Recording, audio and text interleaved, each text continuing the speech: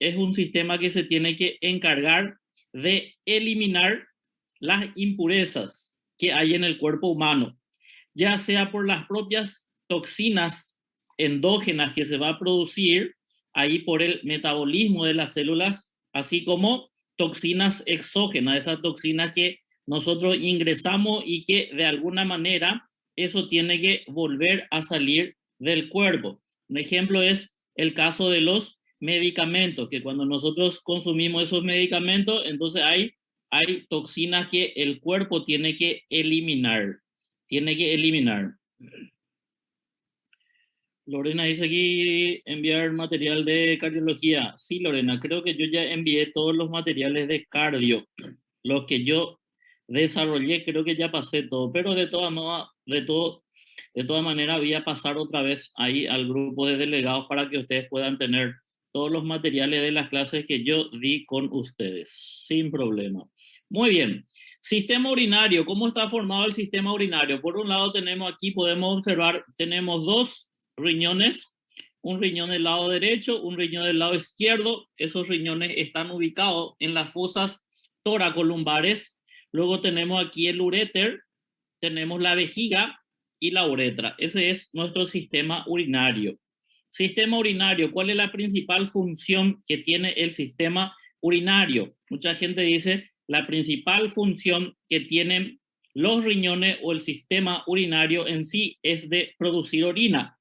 Y la verdad que no, la verdad que no. La principal función que tiene el riñón es la de homeostasis, equilibrio, equilibrio interno y externo del ambiente celular. Eso es lo que tiene que hacer el riñón. El riñón tiene que garantir la homeostasis. Lo que no va a servir y va a dañar al cuerpo, él tiene que tirarlo hacia afuera, y lo que el cuerpo necesita, él tiene que reintroducir. La orina es la consecuencia producida por ese trabajo de homeostasis a nivel del riñón.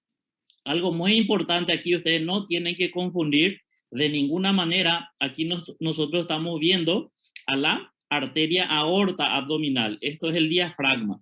Entonces la aorta, cuando atraviesa aquí el diafragma, se llama aorta abdominal. Y aquí podemos ver esta primera ramita que vemos aquí en la parte anterior.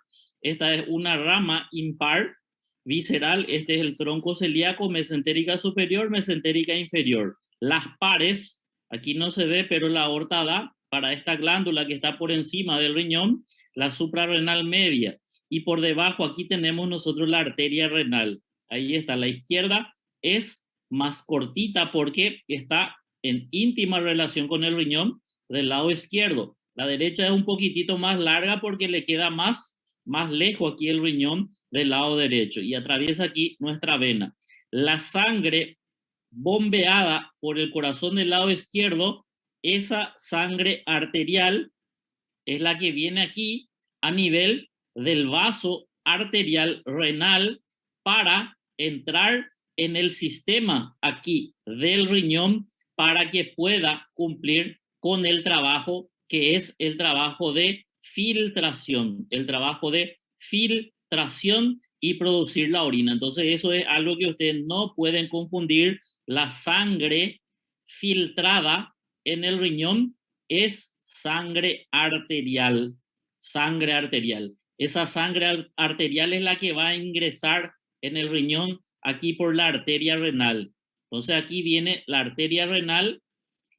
Recuerden que el riñón tiene 5 segmentos, entonces esa arteria se divide así también en 5 segmentos para posteriormente llegar hacia la periferia. Enseguida vamos a ver otra imagen donde vemos las dos partes que tiene aquí en una configuración interna del riñón, la corteza y la médula. Entonces eso tiene que llegar aquí hasta la corteza, que es el sitio donde vamos a tener mayor cantidad de nefronas que van a entonces estar constantemente filtrando sangre arterial. Esa es la sangre que entra para ser filtrada. Y posteriormente, una vez que fue filtrada, aquí la vena recoge esa sangre limpia para llevarla nuevamente hacia el corazón y distribuir ya esa sangre que fue filtrada, fue purificada ahí para todo el cuerpo. Del volumen sanguíneo que tiene un individuo, en promedio de 5 litros, 22% de esos 5 litros es lo que llega aquí al riñón por minuto. O sea que el riñón tiene un promedio aquí entre 1100 a 1200 ml de sangre de forma constante aquí por minuto para estar purificando. Entonces, 22% del volumen sanguíneo es lo que va a estar constantemente aquí a nivel renal para poder estar filtrándose. Muy bien. Entonces, aquí para recordar sangre arterial, eso es lo que tienen que conocer muy bien ahí. Ahí tenemos entonces, ahí tenemos un corte coronal que se hizo aquí al riñón del lado izquierdo, en donde podemos apreciar que hacia la parte periférica esto se llama corteza y aquí en la parte media esto se llama médula. Y a nivel de la médula es donde nosotros tenemos la forma de una pirámide. Voy a ver si no tengo una imagen aquí. No, no tengo otra imagen mejor. Aquí tengo una imagen mejor. Aquí está entonces la corteza. Ahí está la corteza. Y aquí está la médula. La médula es la que tiene la forma de una pirámide. La base orientando, mirando hacia la corteza y el vértice mirando aquí hacia el seno renal. De tal forma que aquí vemos los vasos. En este caso, la arteria renal se va a ramificar en las ramas segmentarias para posteriormente entrar esto que está aquí por anatomía, ustedes vieron, esto se llama columna renal o columna de Bertin. Aquí llega entonces el vaso sanguíneo, atraviesa por esta columna, aquí entre la transición de la base y la corteza, aquí forma un arco, aquí forma un arco. Ese arco ahí entonces da los vasos arcuatos, ¿verdad? O las arcadas aquí, básicamente de estos vasos. Y aquí es donde nosotros tenemos los ramos interlobulillares que van a terminar dando la arteriola aferente. Esa es la arteriola que va a entrar aquí en una estructura que es la unidad estructural y funcional del riñón, que es la nefrona, que vamos a ver entonces enseguida ahí. Entonces, aquí el vaso arterial es el vaso que va a ingresar en el riñón para poder ser filtrado. Entonces ese filtro, una vez que se produce, la médula, lo que contiene en su interior son los túbulos colectores que aquí van a estar desembocando su contenido. Esto ustedes ya saben, esto se llama cáliz menor. La fusión de estas cálices menores da las cálices mayores, entonces ya están trayendo aquí la orina, juntando la orina para posteriormente dirigirse aquí por esta estructura en forma de embudo o funiu, ¿verdad? Esto se llama pelvis renal y aquí es donde ya va a salir esa orina formada propiamente para salir aquí por el uréter y esto va hasta la vejiga, que es el reservorio, ahí donde nosotros vamos a tener ese reservorio de orina para que cuando llegue a una cierta cantidad de volumen genere a nivel del sistema nervioso el estímulo de que está cargada de orina posteriormente para poder evacuar. Entonces eso es el trabajo que va a estar realizando nuestro riñón de forma constante. Entonces vamos a describir aquí cuáles son las funciones principales que tiene el riñón y que nosotros tenemos que estar conociendo muy bien esas funciones. En primer lugar, excreción de los productos de desecho del metabolismo. Entonces, hay metabolismo aquí de nutrientes que hay en el cuerpo, entonces el riñón tiene que estar excretando eso. Vamos a dar un ejemplo aquí. Aminoácido, la degradación de los aminoácidos, nosotros tenemos como contenido la urea. Entonces la urea tiene que ser excretada, tiene que ser eliminada. Por eso es que cuando hay una falla a nivel del riñón, nosotros podemos pedir urea.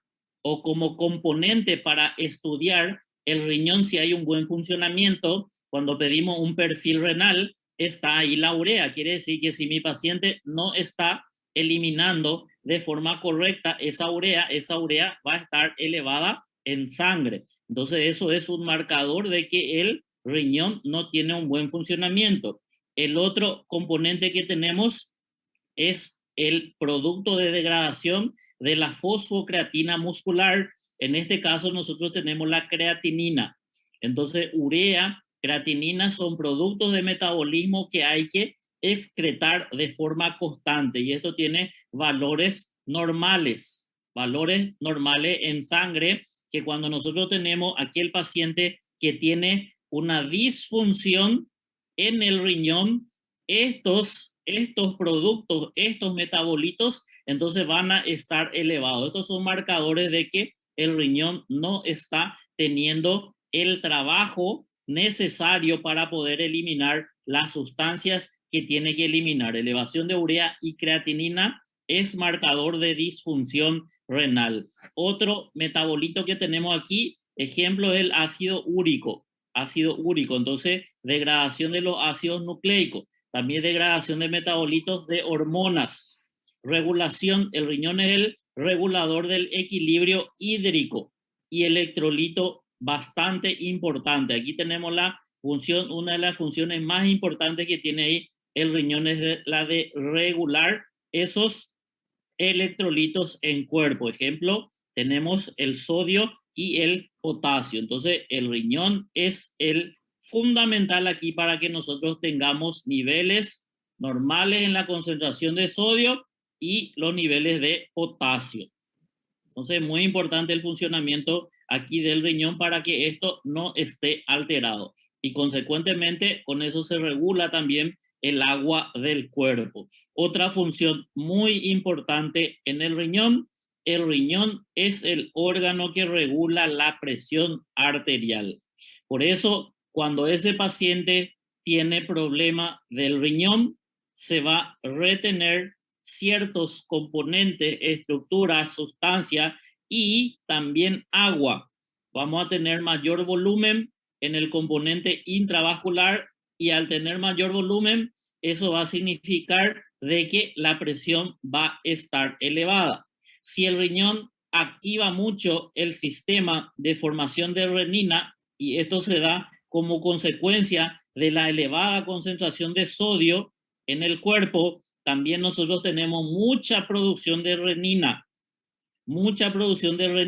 y ustedes ya saben todo el mecanismo de producción del sistema renina, angiotensina y aldosterona. La angiotensina 2, entonces los vasos sanguíneos tienen receptores para angiotensina 2, que si hay mucha producción de renina por el riñón, entonces el paciente desarrolla el cuadro de hipertensión arterial. El riñón es fundamental en la regulación del equilibrio ácido básico. Recuerden que el pH normal sanguíneo es de 7.35, 7.45, y quien mantiene esos niveles tan cortitos, perfectos, óptimos, aquí son los riñones. De tal forma que si hay una disfunción, podemos tener entonces un disturbio, un desequilibrio. Entonces, él lo que hace es regular de forma constante. Si el paciente está elevando el pH, entonces hay alta concentración aquí de hidrógeno. Lo que hace en este caso es elevación del pH me lleva a un ambiente alcalino.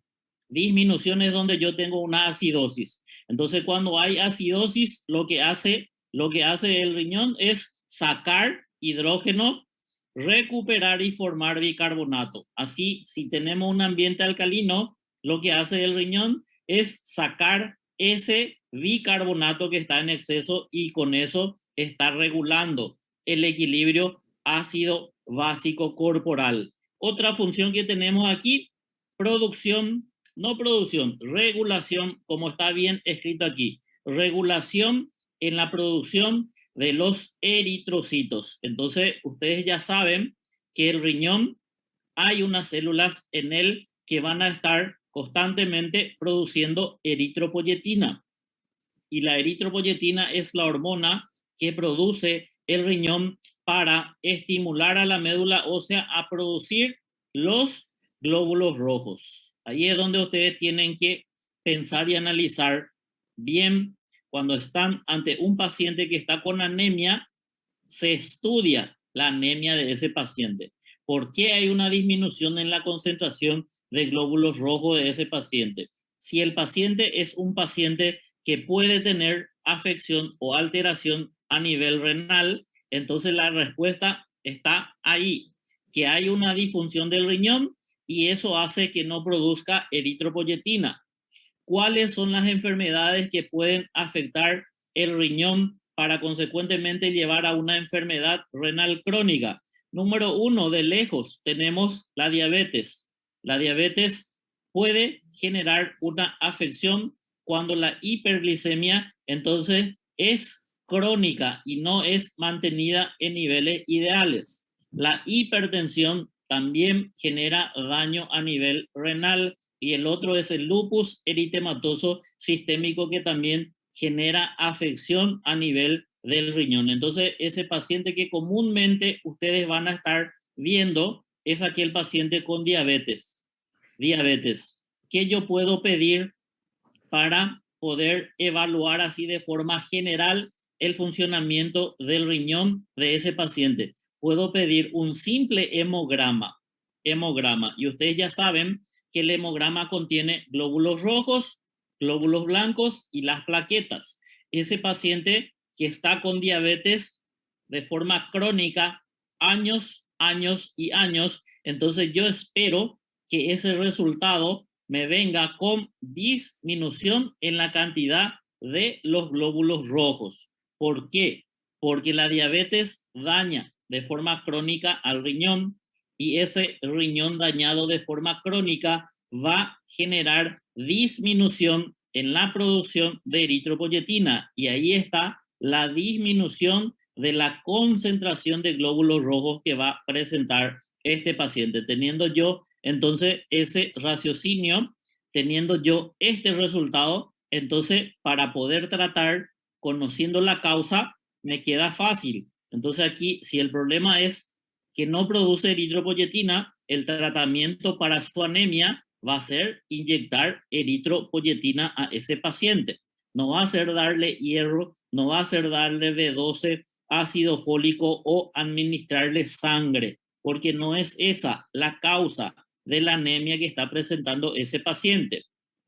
La otra función que tiene el riñón es la de regular la activación de la vitamina D, 1.25 dihidroxicolecalciferol, un nombre más fácil, calcitriol.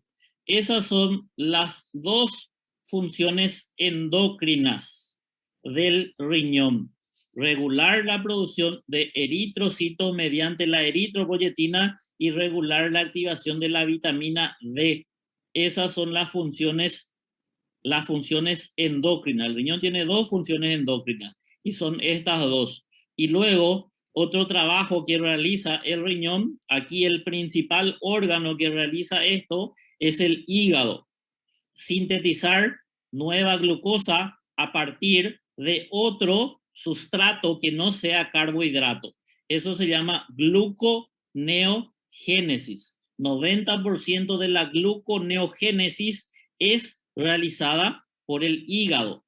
El hígado es el que cuando no hay azúcar, no hay almacén, él a partir de una estructura lipídica o aminoácido convierte en glucosa para tener energía y eso se llama gluconeogénesis. Entonces, si hay una disfunción a nivel hepático, el paciente no puede realizar este trabajo, entonces el riñón es capaz de producir una mínima cantidad de esa conversión. Entonces, la gluconeogénesis en un 10%, entonces puede ser realizada por el riñón. Entonces, estas son funciones básicas, vitales, que nosotros tenemos que saber, tenemos que comprender, tenemos que entender.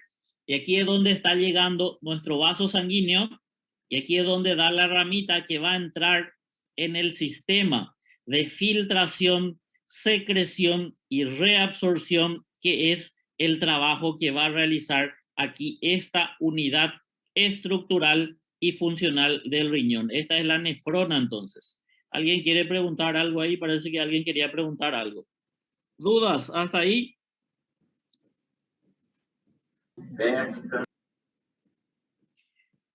Estamos bien, estamos bien, estamos bien. Seguimos, seguimos.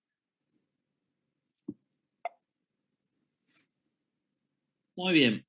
Entonces, tenemos por un lado aquí, esto es el glomérulo. Aquí es donde se va a iniciar el filtrado. El filtrado. Vamos a ver enseguida cuáles son esos componentes del glomérulo, pero aquí es donde viene esa sangre arterial.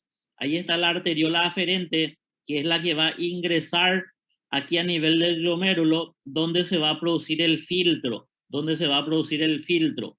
Ese sistema de filtrado, entonces hay sustancias que van a pasar el sistema de filtrado, la gran mayoría de ellas, para quedar en ese espacio que queda aquí, para luego ir por este sistema tubular. Aquí tenemos el túbulo contorneado proximal, esto se llama asa de Henle, aquí está el descendente, aquí está el ascendente, aquí tenemos el túbulo contorneado distal y aquí tenemos el túbulo colector. Y esto es lo que hay nefronas que son llamadas de justamedulares, que tienen túbulos muy, muy largos que van a desembocar, entonces ahí a nivel de la papila renal, para echar el contenido en las cálices menores, para llevar entonces ese contenido a todo este sistema excretor, para llevarlo al uréter y que esto pueda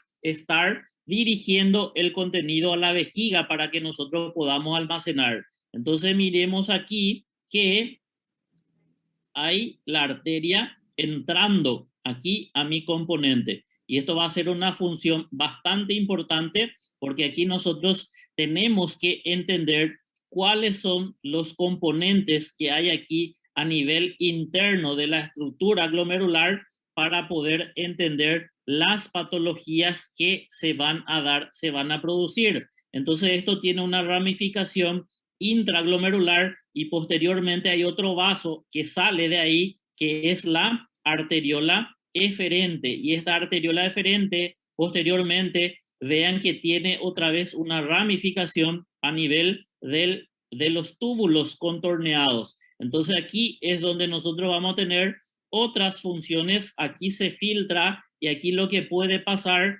en contacto del vaso con el sistema tubular, que las sustancias que no sirven, aquí pueden, en esta estructura de comunicación, el vaso sanguíneo llevar su contenido, desembocar el contenido en el sistema tubular. Entonces, eso sería secreción. Y las sustancias que pueden servir otra vez para el cuerpo, entonces puedan ingresar otra vez a este sistema vascular, y eso se llama reabsorción. Vamos a dar un ejemplo aquí. Aquí, nuestro sistema de filtrado, la pregunta clave que ustedes tienen que saber es que el riñón sirve de filtro, y ese filtro, las dos sustancias que no pueden pasar el sistema de filtrado son, número 1, eritrocitos, y número 2 son las proteínas. Entonces, el filtrado tiene que atajar los eritrocitos, los glóbulos rojos, y tiene que atacar las proteínas. Profesor, pero la glucosa tampoco está en la orina. La glucosa sí no debe salir por la orina, pero la glucosa pasa el sistema de filtrado. Pasa el sistema de filtrado, y aquí es donde viene la glucosa, y a nivel del túbulo contorneado proximal se debe de reabsorber la totalidad de la glucosa que pasó ese sistema de filtrado. Este túbulo contorneado proximal tiene una capacidad de reabsorber 180 gramos de glucosa, o sea que si la glucosa en sangre está hasta esos niveles, eso puede ocurrir después de nosotros estar, después de un alimento, ingerir un alimento, eso se llama postprandial. esto puede subir. El riñón va a tratar de regular. Si es que está en exceso, va a tratar de expulsar eso. Pero la capacidad de reabsorción son de 180 gramos, que si no supera esa capacidad, vuelve a reincorporar la totalidad. Eso se llama de reabsorción. Entonces, no hay ninguna glucosa que esté pasando esta parte del sistema tubular. Pero si la glucosa supera esa capacidad de reabsorción, entonces ahí es donde el riñón trata de compensar ese exceso de glucosa sacando la glucosa aquí del cuerpo mediante este pasaje de filtrado.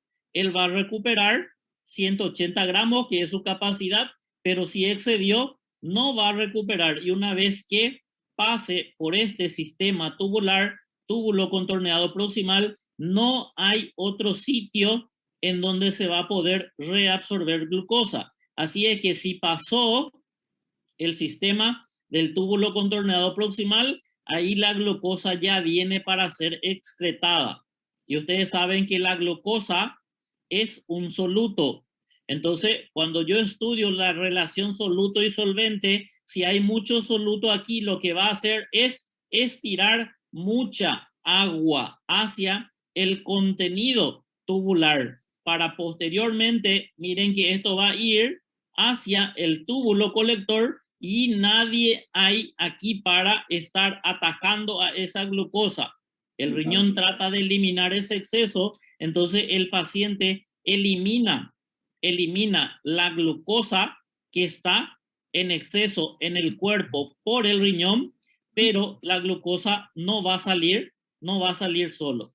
Entonces la glucosa no va a estar saliendo sola y va a estar arrastrando mucha agua consigo. Hay un cuadro de glucosuria, eliminación de glucosa por orina y arrastrando mucho líquido. Entonces eso genera un cuadro de poliuria, mucho líquido aquí en la orina o formando la orina. Eso es lo que tiene mi paciente, está orinando mucha agua. Entonces eso se produce en aquellos pacientes que tienen cuadro de hiperglicemia. Entonces recuerden, la glucosa pasa al sistema de filtrado, pero el riñón no debe dejar de pasar por el sistema de filtrado a no ser que supere la capacidad de reabsorción. Lo único que no debe pasar el filtro renal son los glóbulos rojos, porque no se ve de forma normal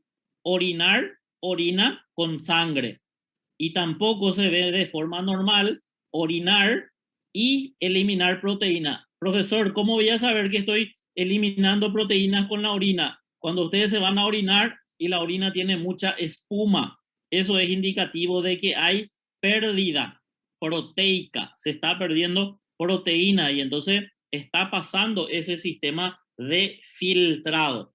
Entonces aquí vemos otra vez la arteriola, aquí está la aferente, aquí es donde yo voy a tener el capilar glomerular porque está dentro del glomérulo y aquí es donde entonces va a ir pasando ese filtrado. Aquí esto tiene una capa visceral, una capa parietal aquí a nivel del glomerular, entre los dos un espacio que es llamado de espacio de Bowman o llamado también aquí de espacio urinario, porque aquí hay una cápsula que se llama cápsula de Bowman, que ya estudiaron seguramente ustedes en histología, fisiología, entonces donde tenemos la cápsula de Bowman y entre ellos ahí el espacio urinario donde cae el contenido para posteriormente salir aquí por el túbulo contorneado proximal. Y aquí está la arteriola eferente que va a estar rodeando otra vez al sistema tubular para recuperar aquello que necesita recuperar y para poder eliminar aquello que no consiguió eliminar aquí en el sistema de filtrado. Y aquí vemos un componente muy importante. Ahí está la arteriola aferente ingresando al glomérulo y aquí tenemos el capilar glomerular. Y ese capilar glomerular de la parte más interna, ahí es donde nosotros tenemos un endotelio que, como pueden ver, es un endotelio que tiene muchos agujeritos. Y ese endotelio con muchos agujeritos, entonces este endotelio es llamado de endotelio fenestrado por los agujeros que presenta. Luego hay una membrana basal, esto que está en azul, que está rodeando a ese endotelio, y luego está aquí la célula podocitaria, que también tiene su membrana, que es la membrana podocitaria. Aquí aparece deditos que se están interdigitando uno con otro, y ahí es donde entre cada interdigitación hay espacio, que aquí, como podemos ver, va a pasar el endotelio, la membrana basal, y esto va a permitir salir aquí. Y esto es lo que sale en el espacio de Bowman para iniciar el proceso de formación urinaria y poder eliminar esas sustancias que pueden generar algún disturbio en el cuerpo. Y aquí es donde yo tengo que conocer muy bien aquí a la membrana de este capilar glomerular, porque aquí es donde yo voy a entender las patologías que se van a producir. Este endotelio, si está dañado, si hay un cuadro de inflamación de este capilar, entonces este endotelio aumenta la permeabilidad. Y las células que no pueden salir por aquí, por un lugar tenemos los glóbulos rojos. Entonces, en primer lugar, los glóbulos rojos no tienen que salir, pero cuando hay un cuadro inflamatorio, toda inflamación en medicina, nosotros le agregamos el sufijo itis. Entonces, glomérulo nefritis o nefritis es un cuadro de inflamación de este endotelio, de este capilar endoteliar. Entonces, cuando yo tengo un cuadro de una glomerulonefritis, hay una inflamación de este endotelio que va a permitir aquí extravasar glóbulos rojos. Glóbulos rojos. Y cuando hay una extravasación de glóbulos rojos, miren que ese glóbulo rojo va a extravasar y va a ocupar aquí el espacio urinario. Entonces yo tengo un cuadro de nefritis.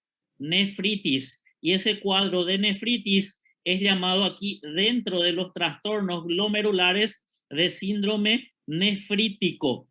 El síndrome nefrítico es una nefritis del endotelio que permite la extravasación de los glóbulos rojos. Los glóbulos rojos comienzan a ocupar este espacio de Bowman, y como es grande el tamaño aquí, comienzan a acumularse. Entonces el líquido que viene a la estructura del capilar no puede pasar este sistema de filtrado.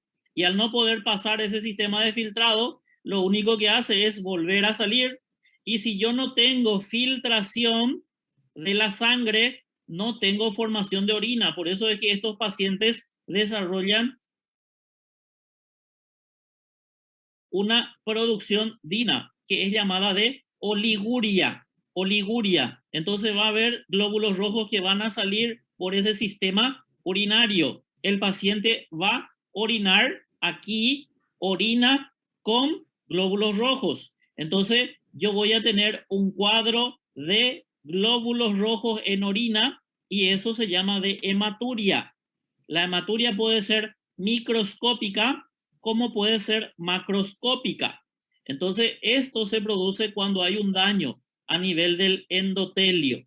Pero sin embargo, si se afecta ya la membrana basal y se afecta la membrana podocitaria, aquí las otras estructuras que no tienen que pasar ese filtrado van a ser las proteínas. Y si las proteínas comienzan a extravasar, vamos a tener una pérdida masiva de proteínas por el componente aquí urinario renal. Y en este caso, cuando hay una pérdida excesiva de proteínas, se crea otro problema, que es la glomerulonefrosis, o en este caso el síndrome nefrótico. Nefrótico es cuando hay una pérdida exagerada de proteínas. Entonces, recuerden que la proteína aquí tiene que encargarse de regular la presión osmótica. Si hay mucha pérdida masiva de proteína en este paciente lo que va a tener es una disminución en la cantidad de líquido intravascular. Es un paciente que el líquido intravascular queda totalmente a nivel intersticial. Este paciente hace edema por todo el cuerpo, un edema generalizado. Y ese edema generalizado lo que le va a producir en este caso es retener mucha cantidad de líquido en el ambiente intersticial y poca cantidad de líquido en el ambiente intravascular. Entonces, el paciente está edematizado y está deshidratado porque no tiene líquido en la sangre. Asimismo, un paciente que se edematiza completamente el cuerpo, pero a nivel intravascular no hay líquido, un ambiente deshidratado. Nosotros tenemos que hidratar a este paciente y tenemos que tratar de corregir el cuadro aquí del síndrome nefrótico. Y aquí es donde podemos observar otra vez. Aquí está el vaso sanguíneo, miren, el aferente llegando, aquí generándose la filtración, ahí los desechos que no sirven saliendo por este sistema de filtrado y aquí por mi sistema tubular.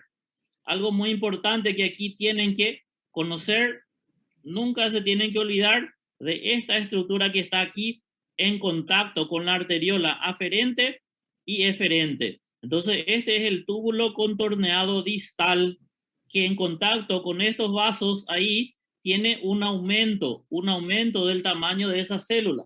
Y eso se llama mácula densa. Y la mácula densa lo que hace es regular los niveles de sodio en cuerpo. No regular, sino que detectar si hay mucho sodio, entonces en contacto aquí con las células de la arteriola aferente y eferente, esas células también se modifican y forman otras células o un aparato formado aquí, que es el aparato o complejo justa glomerular. Y son estas células lo que van a estar constantemente produciendo la renina cuando hay un disturbio en la concentración de sodio. Ahí es donde se va a producir bastante cantidad de renina y mediante eso es lo que se regula la presión del paciente. Aquí vemos entonces la arteria renal entrando sus ramificaciones, ahí en la parte glomerular, aquí está la aferente, aquí está el capilar. El primer paso es filtración. Ahí sale entonces la eferente y consecuentemente pasa por el sistema tubular. Y al pasar por ese sistema tubular, aquí entra en relación con este sistema tubular y lo que hace es entonces recuperar lo que le va a servir y eliminar, expulsar hacia ese sistema tubular. Eso se llama secreción, en lo que va entonces a eliminar definitivamente hacia el exterior. Muy bien, vamos a hablar ahora de los trastornos que nosotros podemos tener a nivel del glomérulo, a nivel glomerular. Muy bien, cuando nosotros hablamos entonces de itis, dijimos que es inflamación. La glomerulonefritis es un proceso inflamatorio del riñón, específicamente a nivel del glomérulo, que es una parte, una porción que tiene la nefrona. La glomerulonefritis es la principal causa de injuria, hoy en día llamada ya de enfermedad renal crónica. No se dice más injuria renal aguda, injuria renal crónica, sino que aquí es enfermedad renal crónica y sí, la otra continúa llamándose de injuria renal aguda. Entonces, daño renal o enfermedad renal crónica y la injuria renal aguda. Vamos a estudiar en una otra ocasión. De tal forma que vamos a ver que cuando hay un acometimiento agudo en el riñón, se puede recuperar el 100% de la funcionalidad renal. Pero cuando hay una enfermedad renal crónica, esto indica de que hay una muerte lenta y progresiva del riñón o de las nefronas, en este caso, de forma irreversible. La diabetes, la hipertensión, el lupus son las principales entidades que desarrollan este cuadro. Entonces, la glomerulonefritis, causa principal de enfermedad renal crónica y enfermedad renal terminal. Las enfermedades pueden tener muchas causas y vamos a dividirla de manera general en dos formas.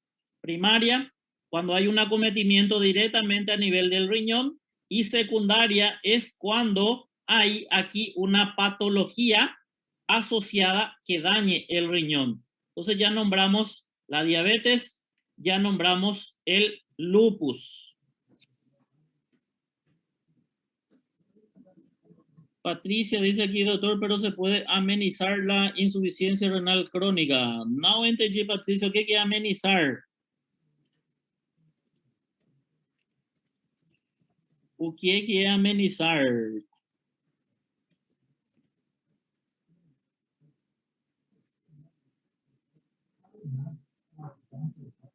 Quedando maior a taxa de filtrado. A gente, quando tem dano a nível do rim, entonces cuando hay disminución de las nefronas, nosotros vamos a tener disminución del trabajo, disminuir el daño. Y una vez instalado hasta ahí, lo que nosotros tratamos de evitar es la progresión de la enfermedad. Una vez instalado el daño, entonces es un daño que va a ser irreversible. En este caso lo que nosotros hacemos es disminuir la progresión de ese daño. Entonces lo que hacemos es disminuir la progresión del daño. Se eliminaron las nefronas no se regeneran, no vamos a tener regeneración. Se eliminaron esas nefronas y yo identifico la causa. Lo que yo hago es disminuir la progresión del daño de esa enfermedad. ¿Está bien? Por eso en aquel paciente, el común y corriente que van a ver es aquel paciente diabético. El diabético es lo que de forma lenta y progresiva va evolucionando en enfermedad renal crónica.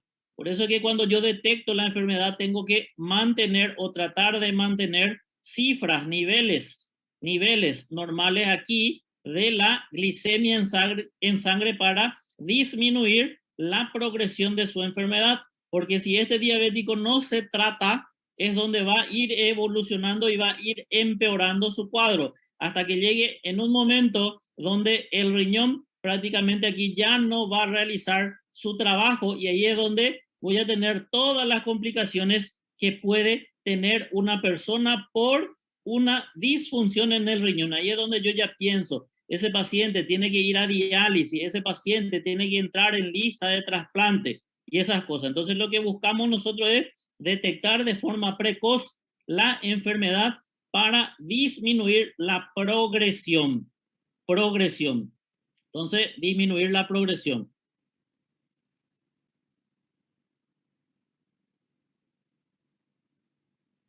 Sí, entonces lo que se hizo aquí en este caso es frenar la evolución de la enfermedad. Frenar la evolución y tratar al máximo de mejorar todo lo que se pueda mejorar con esas otras nefronas que quedaron funcionantes. Entonces, eso es lo que probablemente se hizo en tu caso. ¿Está? Muy bien, vamos a continuar aquí.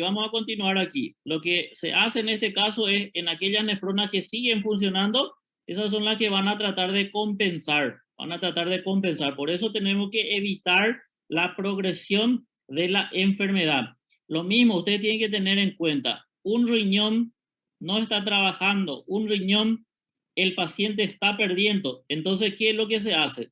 Se saca el riñón que está con alteración y queda un riñón.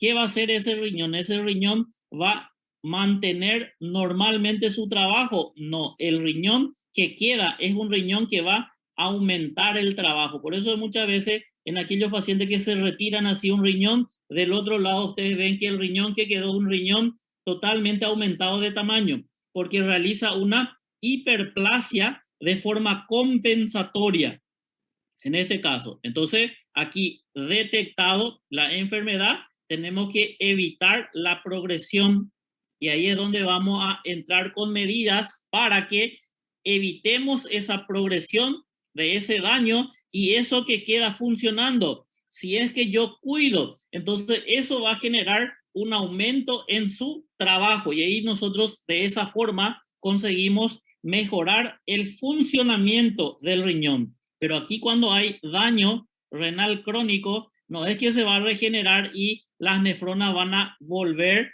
a trabajar de forma normal y natural. O sea que más bien no es que van a volver a formarse nuevas nefronas, sino que las que quedan aumenta su trabajo. Entonces hacen un trabajo de forma compensatorio. Muy bien, vamos a ver aquí las patologías que nosotros vamos a tener que conocer muy bien cuando hablamos entonces de inflamación del glomérulo. Entonces tenemos de forma primaria cuando hay anomalía glomerular como único hallazgo y secundaria a otras enfermedades asociadas. Ya nombramos estas enfermedades aquí. Dentro de las manifestaciones de las glomerulonefritis, las manifestaciones clínicas que van a tener los pacientes o pueden presentar son hematuria, disminución de la velocidad o tasa de filtrado glomerular, azoemia es cuando hay entonces en este caso productos nitrogenados que pueden estar aumentados, muy aumentados en sangre. El ejemplo es la urea y la creatinina.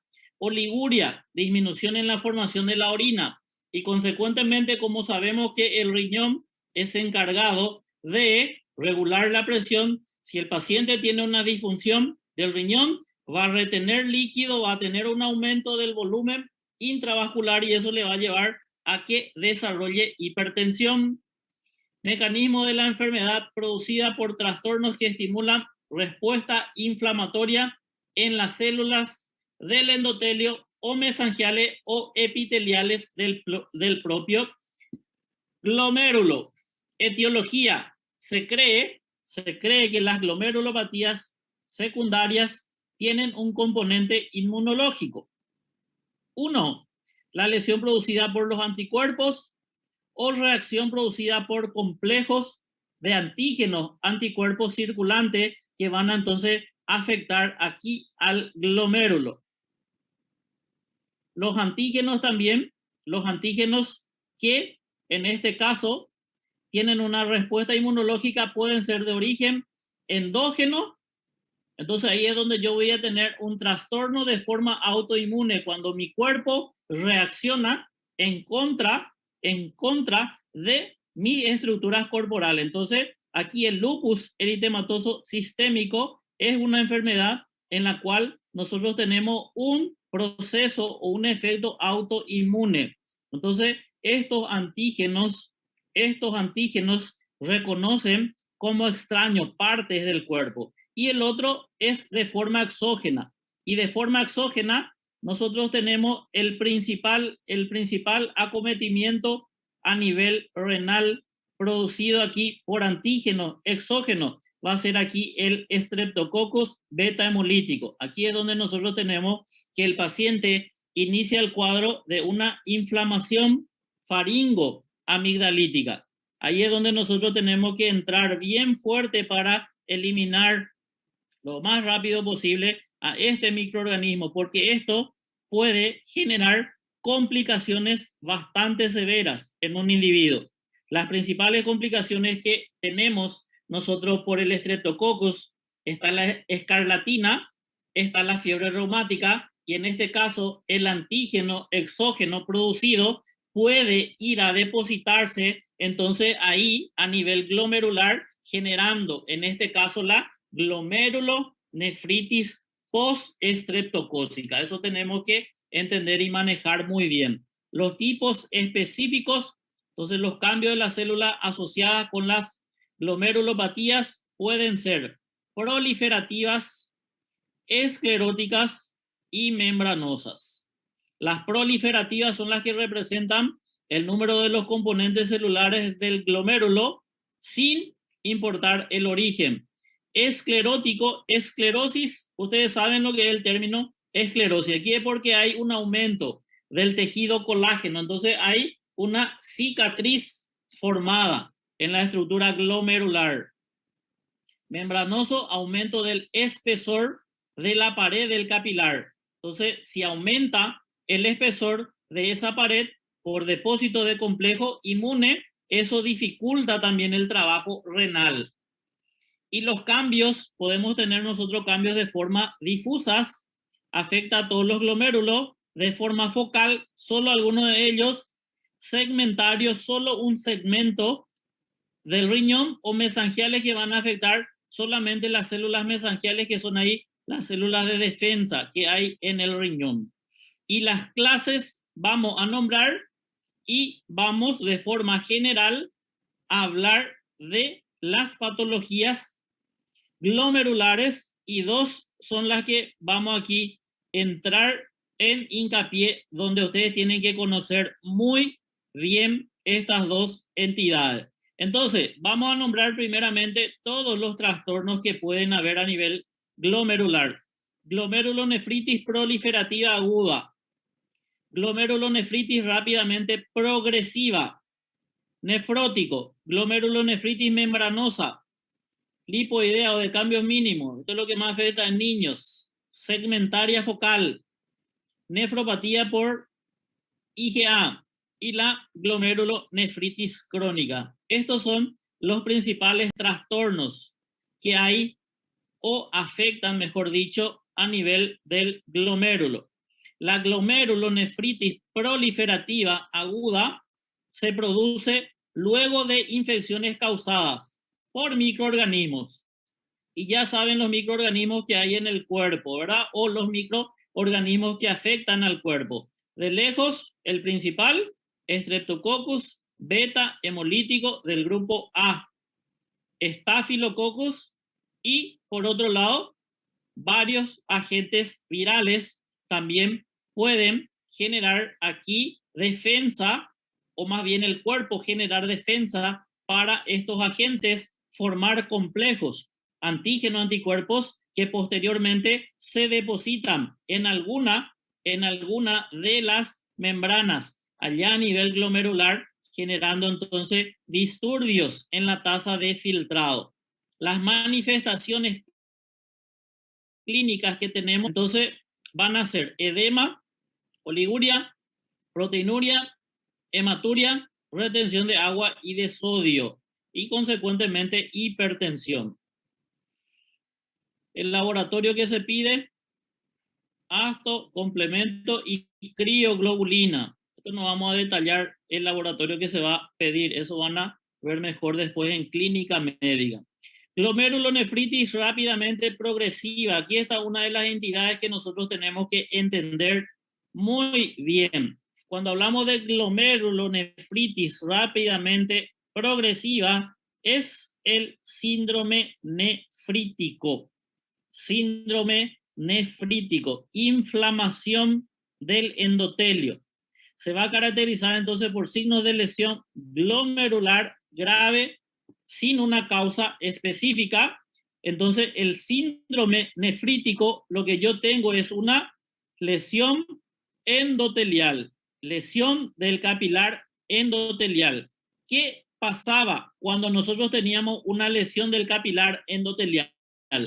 Extravasación de esos glóbulos rojos, y esos glóbulos rojos que extravasan posteriormente pasan ese sistema de filtrado. Entonces mi paciente tiene hematuria.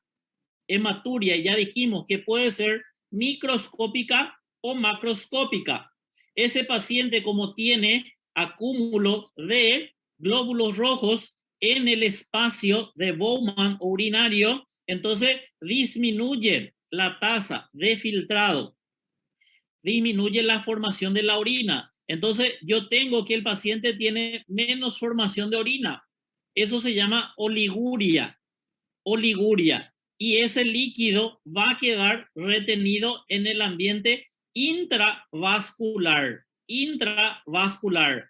Cuando aumenta mucho la presión, comienza a extravasar ese líquido y va al componente intersticial. Y ahí es donde nosotros podemos tener edema, pero no va a ser un edema muy marcado como cuando esté faltando proteína. Mi paciente tiene un cuadro de edema no nefrótico. Entonces hay edema, pero no edema muy marcado.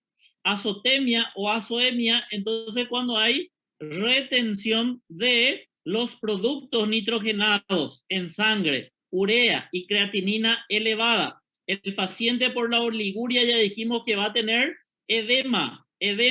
Entonces hay un cuadro de edema, pero no es un edema muy marcado y hay mucho líquido que queda en el ambiente intravascular y eso es lo que le lleva a la manifestación también de hipertensión en ese paciente. El nefrítico tiene hematuria y tiene hipertensión. Esas son las manifestaciones principales que tienen que conocer cuando el paciente está con una inflamación del endotelio glomerular.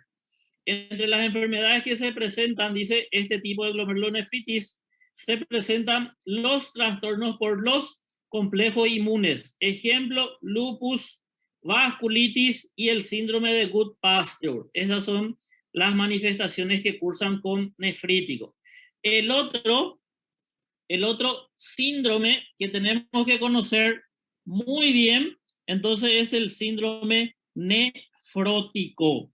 Nefrítico, inflamación del endotelio glomerular, extravasación de glóbulos rojos. Nefrótico es cuando hay una lesión de la membrana basal y de la membrana podocitaria y hay extravasación de proteínas, extravasan esas proteínas. Dice, no es una glomerulopatía específica, sino un conjunto de hallazgos determinado por un aumento de la permeabilidad glomerular a las proteínas plasmáticas. Nefrótico, entonces hay una pérdida masiva de proteína, diabetes, amiloidosis, lupus. Entonces son las principales entidades que generan cuadro de síndrome nefrótico. Proteinuria masiva, más de 3.5 gramos por día hay de pérdida de proteínas. Si yo tengo mucha pérdida de proteínas por orina, entonces la principal proteína que hay a nivel del cuerpo producida por el hígado es la albúmina, la que regula la presión osmótica. Si se está perdiendo mucho en orina, ese paciente queda con poca proteína en sangre. Entonces desarrolla un cuadro de hipoalbuminemia. Si yo no tengo la proteína en el ambiente intravascular, el paciente, ahí es donde el líquido que está en el intra pasa de forma masiva al líquido aquí extravascular. O sea que a nivel intersticial el paciente desarrolla un edema muy marcado, un edema generalizado que se llama anasarca. Eso desarrolla el paciente con síndrome nefrótico.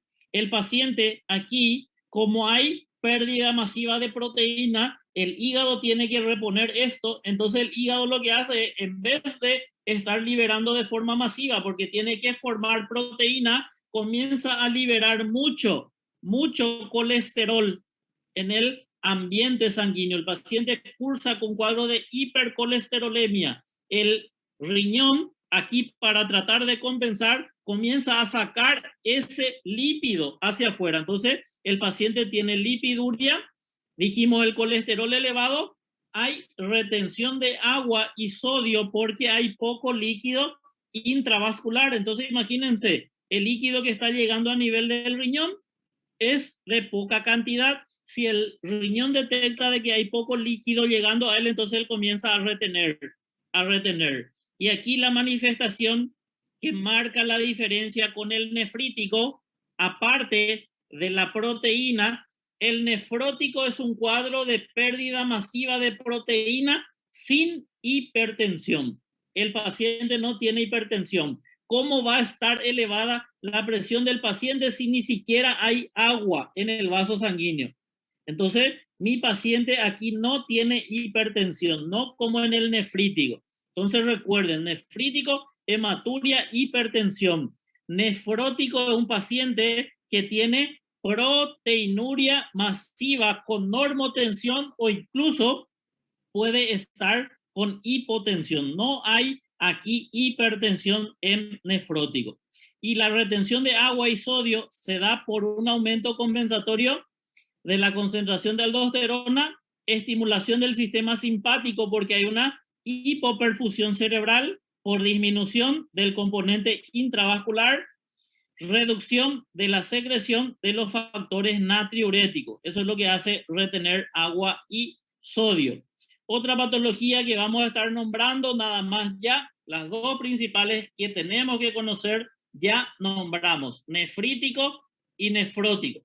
Entonces la nefritis membranosa es otra patología, es la causa frecuente de nefrosis primaria en adultos y aparece sobre todo en quinta y sexta década de vida.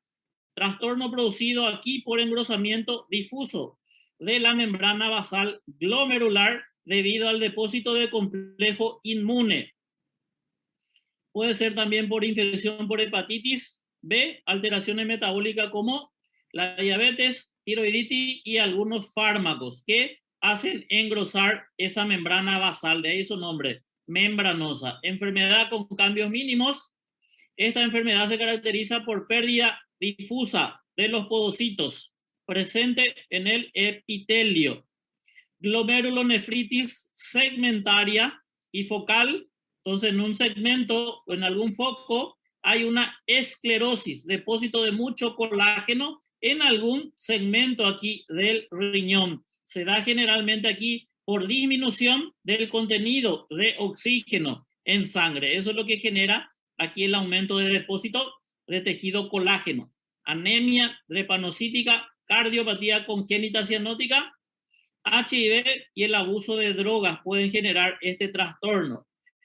Nefropatía por la inmunoglobulina A, enfermedad de Buerger. Entonces yo tengo que hay depósito de IgA a nivel del glomérulo, que es lo que me desarrolla o cursa con esta enfermedad. Las lesiones glomerulares asociadas con enfermedades sistémicas.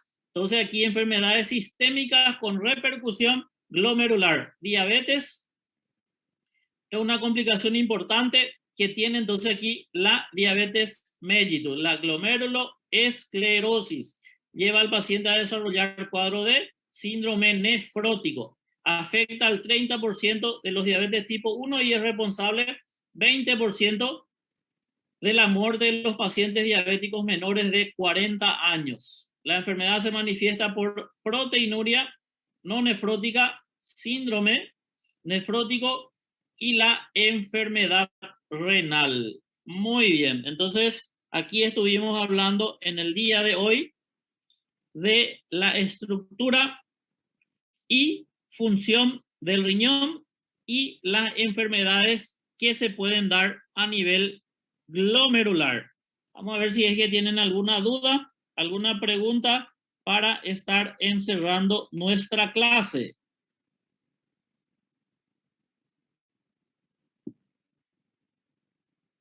Dudas, dudas, dudas.